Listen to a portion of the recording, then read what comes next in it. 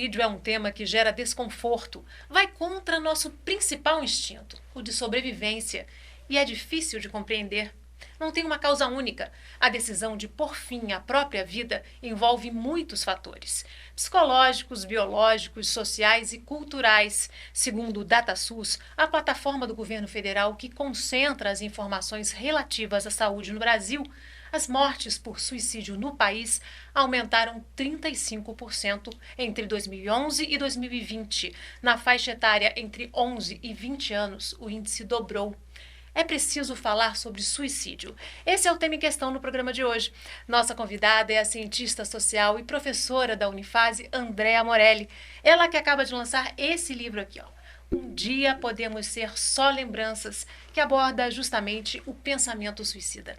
Muito bem-vinda, Andréa. Obrigada, Fátima. Obrigada pela participação. Como é que você decidiu abordar esse tema? Ele é baseado numa pesquisa que você fez com estudantes de medicina, né? Isso. Por que esse público-alvo?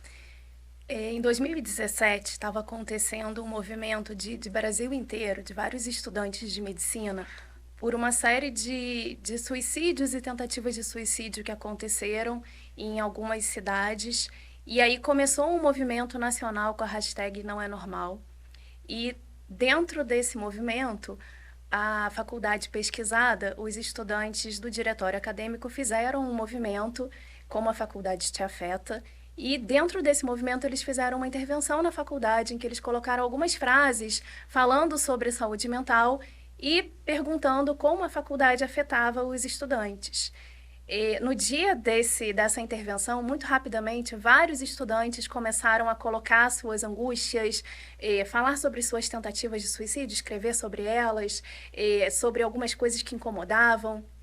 E isso me chamou muita atenção, porque abriu um espaço de comunicação e rapidamente, eu chamo no livro de Muro das Lamentações, rapidamente muitos encheram a parede da faculdade com os cartazes que estavam disponíveis para escrever, e isso me chamou muita atenção. E aí, por isso, eu resolvi direcionar a minha pesquisa, até então era outro tema, outra história, para essa questão do suicídio.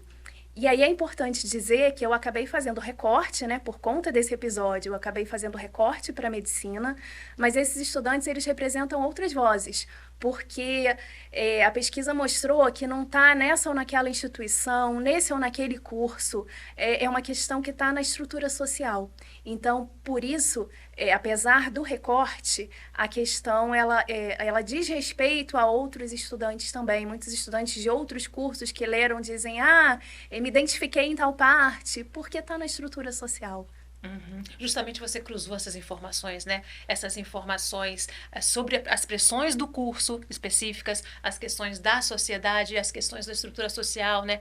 Para conseguir ter um panorama do que leva a esses pensamentos suicidas, né? Exatamente. Eu fui fui tentando tecer essas trajetórias sociais, ligando a estrutura social às nossas questões e a partir do tecer desses diferentes cruzamentos, algumas pistas da nossa cultura. E essa faixa etária pesquisada, né, é a adolescência, final da adolescência, ela é mais sujeita a esse tipo de pensamento, né, em função da falta de recursos ainda para lidar com os problemas, né? Exatamente. Eles chegam cada vez mais jovens, né? Alguns não chegam tão jovens no curso de medicina porque passaram muito tempo tentando o vestibular para conseguir entrar, mas aí já chega com esse sofrimento que veio proveniente dos anos tentando passar para a medicina.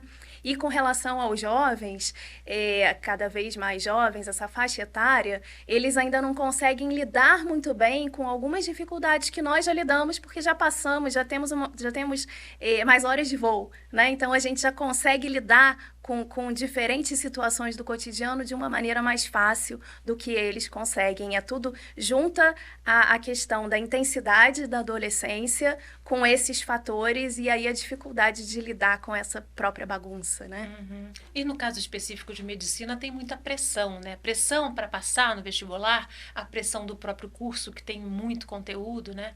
Exatamente. A pressão como eu falei, de alguns anos para conseguir entrar no curso, o como que eles têm um diferencial para conseguir entrar, né? Então, geralmente, você é um dos melhores ali na sua turma, você consegue passar no vestibular de medicina. E aí, quando eles entram, são os melhores, né? São vários melhores que se juntam ali. E aí o ranking modifica. Então, de repente, aquele que estava habituado a ser o melhor aluno da sua turma, ali ele não vai se destacar tanto. Então, também tem essa pressão, essa autocobrança de como que eu era tão bem e agora eu não consigo ir tão bem nas provas, e como que agora o meu CR não está tão bom quanto eu imaginei que seria. E tem todo um período de adaptação quando se entra na faculdade. Porque muda completamente. Muda completamente. E às vezes eles têm um pouco de dificuldade de lidar com essa ansiedade que é gerada pelas primeiras provas, pelas primeiras notas que, de repente, por você ainda não estar adaptado com essas mudanças, elas não são tão boas assim, e isso gera uma série de ansiedades. E no contexto atual, né, essa sociedade mais digital, as coisas mais imediatas, você também percebeu esse tipo de padrão? Quer dizer, essa mudança em como a ansiedade se torna ainda mais frequente? Inclusive a ansiedade com a aprendizagem, né? A gente teve um momento aí, algumas turmas que começaram pelo remoto durante o período do isolamento social da pandemia. E esses alunos, eles sempre relatavam a dificuldade, assim, o desespero de ter a sensação de que não estava aprendendo tudo que precisava. Então, como que eles têm essa ansiedade com relação à aprendizagem? E mesmo os outros, né, que desde sempre estavam no presencial, aquele medo de, será que eu vou me formar e estou conseguindo reter tudo que eu preciso para ser um bom médico? Será que eu estou conseguindo aprender tudo aquilo que eu preciso para saber lidar sozinho com a situação depois? E essa ansiedade foi muito característica. Uhum. Você encontrou um padrão comum nessas pessoas que manifestaram pensamentos suicidas ou tentativas de suicídio? Não diria um padrão comum, porque são múltiplos fatores e são de trajetórias sociais, histórias de vida muito diferentes. E a ideia da pesquisa era justamente entender as particularidades de cada história. Então, não diria que tinha um padrão comum, mas algumas histórias se repetiam nas conversas. A questão como eu falei, do CR era muito presente, então a necessidade de manter aquela nota alta. Uma autocobrança, né? Uma autocobrança muito presente. Alguns que vêm de fora e não quer, sabe que os pais já estão passando pela separação, pela distância, o custo muito alto do curso, e aí às vezes não querer levar mais um problema para casa. Então, também guardar tudo isso porque está sofrendo, mas não quer falar com os pais, porque os pais já estão com uma série de outras preocupações. Isso também foi um traço que aconteceu bastante. A pressão das provas, da quantidade de conteúdo para dar conta e o medo de não estar dando conta de tudo também foi um traço muito, muito comum de encontrar. Fora as questões que dizem respeito tanto ao curso quanto a fora do curso. A pressão da produtividade, a pressão de estar bem o tempo inteiro, né? Que aí, como eu disse, representam outras vozes. A gente também passa por isso, muitas pessoas passam por isso. E apareceu de forma muito clara na pesquisa a estrutura social presente nas nossas questões. Então, como que essa pressão pela produtividade, a pressão para ser feliz o tempo inteiro, a pressão para você estar bem, para você não demonstrar fraqueza, como que isso afeta. E aí, como você falou, nessa faixa etária, afeta com muita intensidade, porque eles ainda não estão tão preparados para lidar com algumas questões. É possível, então, a gente identificar alguns fatores de risco? Sim. Esses elementos que eu falei, que não de forma, assim, não um padrão comum, mas que se repetiu em muitos momentos, eles aparecem como fatores de risco, sim. Uhum. Agora, segundo, né, os estudos, os pensamentos suicidas, eles são oscilantes, né? Eles não são o tempo inteiro presentes, né, na vida dessas pessoas. E por isso mesmo é mais difícil a gente identificar. Quais seriam os sinais que as pessoas dão? Sobretudo com os jovens, tem que estar bastante atento, até porque tem algumas características que são comuns da adolescência, que são comuns dessa faixa etária. E aí a diferença está na intensidade. Então, tem alguns comportamentos que uma vez ou outra, ok, se começar a apresentar com muita frequência, é bom ficar atento. Então, a ansiedade excessiva perto da época de prova, a ponto da pessoa ficar, não querer falar com ninguém e dar respostas ríspidas a tudo que acontece com uma frequência, né? Como eu falei, é a intensidade, porque tem algumas características que são comuns da adolescência. Ficar trancado no quarto hoje é uma coisa que é muito comum entre os jovens, né? É característica da faixa etária. Às vezes eles ficam jogando, ficam lendo, ficam conversando. Se perceber que tá fugindo do padrão que seria o normal, tá trancado no quarto, mas não tá conversando com ninguém, não tá estudando, não tá vendo televisão, Muito tá lá isolado. É bom ficar atento.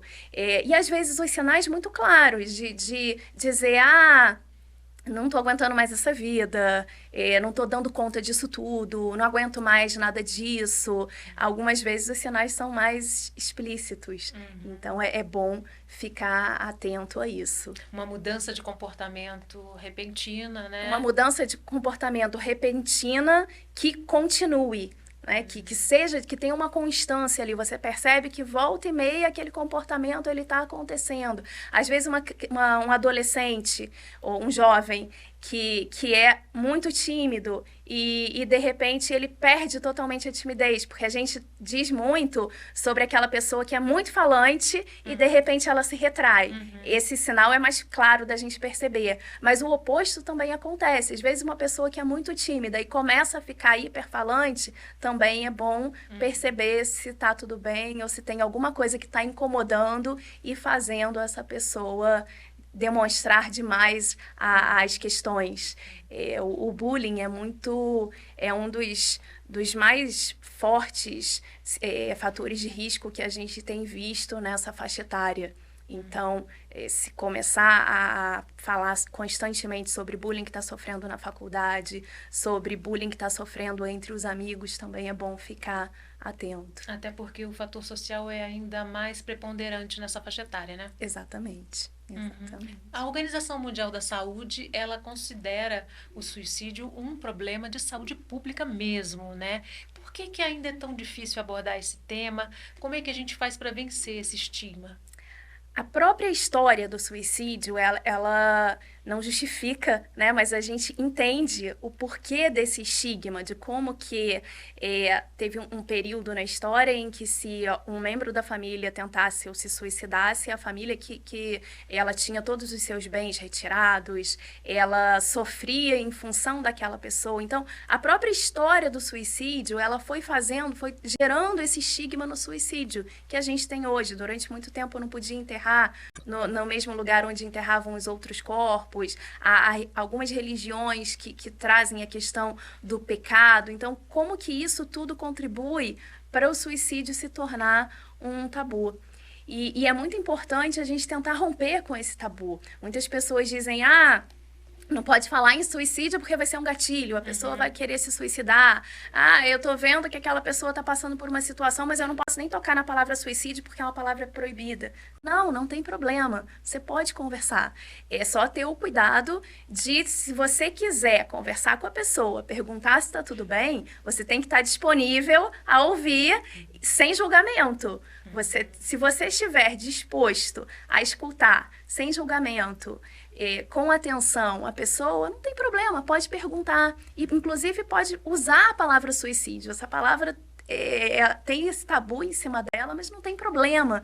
E as pessoas gostam de falar, como eu disse no início, o que me chamou muito a atenção foi como que os jovens falavam abertamente quando teve essa intervenção sobre as questões de suicídio. Alguns relatavam suas tentativas de suicídio. Na pesquisa, isso também ficou muito claro. Eles gostam de falar sobre o assunto, sentem necessidade de falar. Então, não tem problema, pode perguntar. Se você está vendo que tem uma pessoa que está passando por uma situação difícil, conversa com ela, pergunta, tá tudo bem? A pessoa é sempre tão falante e aí tá mais quietinha. Tá tudo bem? Você está passando por alguma situação? Desde que você esteja disponível a ouvir a pessoa. Porque a gente tem muito aquele, e aí, tudo bem? Nem houve resposta. Não. Tem que estar atento, tem que estar disposto, tem que estar com uma escuta ativa.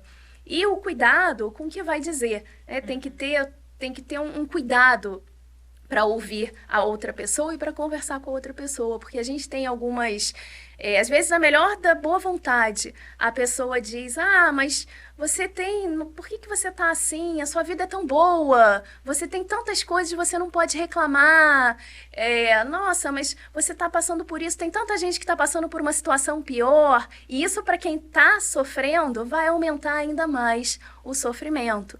Então, se puder substituir essas frases clássicas por não queria que você estivesse passando por isso que você está passando agora, se eu puder fazer alguma coisa para te ajudar, ou não queria que você estivesse passando por todo esse sofrimento, mas você sabe que você não está passando sozinho, eu estou aqui com você, ou se mostrar disponível para estar do lado, exatamente, né? Mostrar que você está ali para a pessoa, que você está ali para aquilo que ela quiser falar, para aquilo que ela quiser colocar. Isso é muito importante.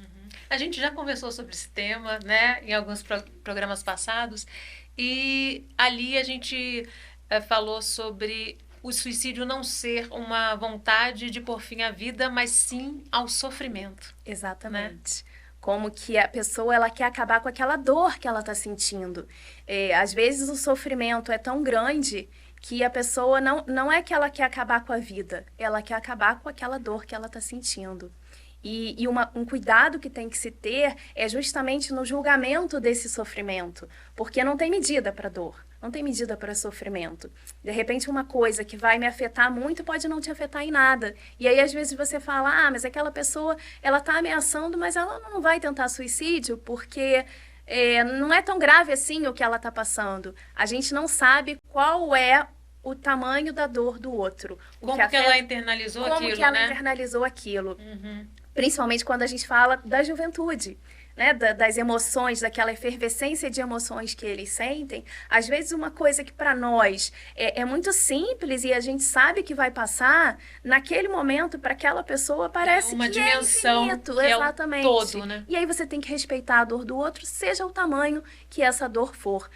Você não tem que julgar a dor do outro, nem tem que ficar tentando medir a dor do outro. Você simplesmente tem que estar disponível ali para ajudar a acabar com aquele sofrimento, para minimizar aquele sofrimento. E a gente falou em sinais, né? De acordo com os estudos também, as tentativas, né? O suicídio ele é precedido de tentativas, né? Ele é pensado, planejado, né? E existem tentativas antes do suicídio em si, né? Então é muito importante ficar atento, né? Exatamente. Inclusive, é importante ficar atento no sentido de que, às vezes, ameaça e tenta. Então, não tem essa história de mimimi, tá ameaçando, não vai tentar. A recorrência, já tentou uma vez, pode tentar de novo. Então, é bom ficar atento.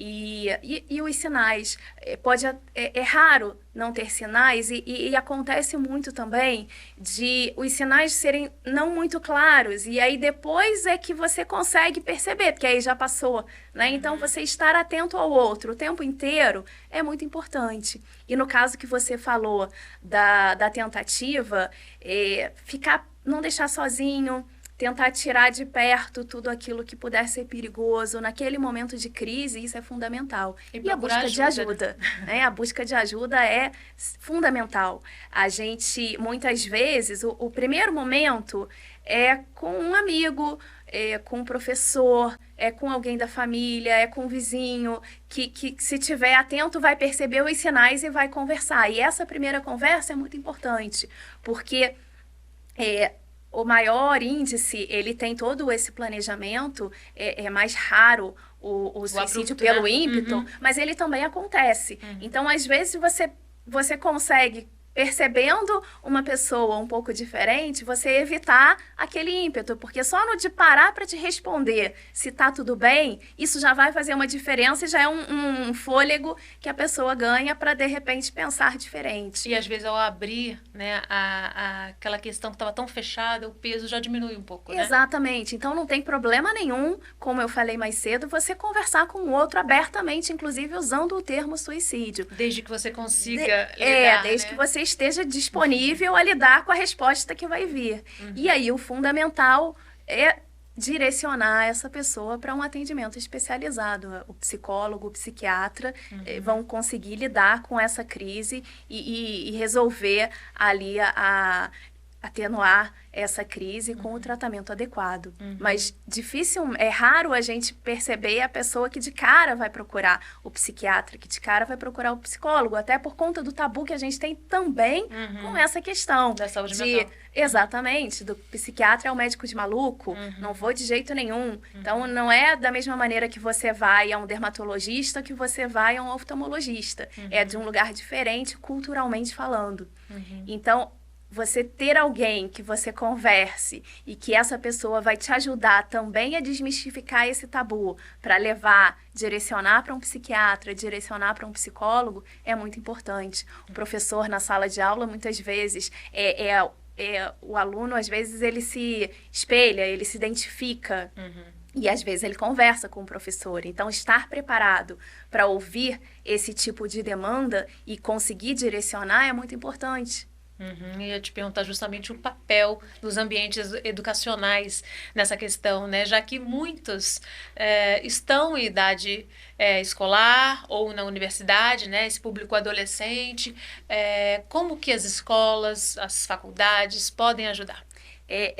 Seria muito importante se os professores tivessem, se a gente tivesse uma política de maior treinamento para os professores saberem lidar com as situações de autolesão, de suicídio, seria o ideal. Então, o ideal seria que o professor soubesse lidar com essas questões.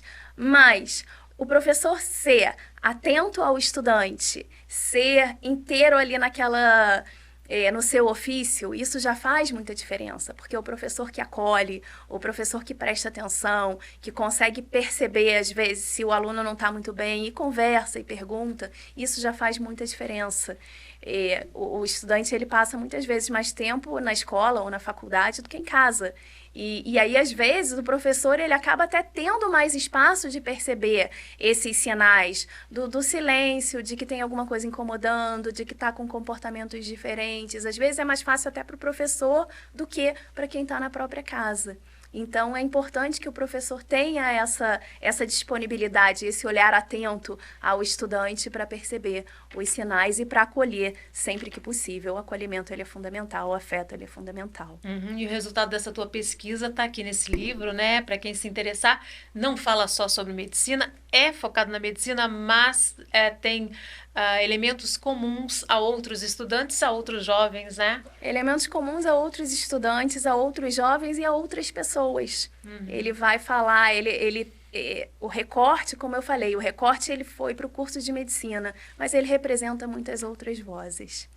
E para terminar, onde encontrar ajuda? Né? A gente já falou que é importante encaminhar para psicólogo, para psiquiatra, mas existem alguns serviços aí que a gente pode também dar para as pessoas terem uma luz, né? Exatamente. A principal referência é o CVV, o Centro de Valorização da Vida. Ele agora tem, já há algum tempo, ele tem um número único no Brasil inteiro, 188, e disca e tem ajuda ao atendimento telefônico. O site do CVV também já tem um serviço de atendimento. E lembrando que, como são muitas demandas, porque às vezes a pessoa fala, sempre dizem o número do CVV, mas a gente liga e não atende. É porque as demandas, elas são muitas. Então, insiste que vai atender. Está muito desesperado, tentou várias vezes, não conseguiu ligar para o CVV, liga para um amigo, liga para uma pessoa próxima, para pelo menos um primeiro acolhimento, alguém que você sinta confiança, que você sinta segurança em falar. Já vai te ajudar a se sentir um pouco melhor até você conseguir o contato com o CVV, que é uma ajuda especializada. Então, o CVV 188 é a referência nacional para suporte. E é muito importante que essa pessoa depois tenha um acompanhamento, né? Com certeza, o acompanhamento é fundamental, vai fazer toda a diferença. Ok, infelizmente nosso tempo terminou. Agradeço muitíssimo sua participação, Andréia. Eu que agradeço, Fátima, é sempre um prazer.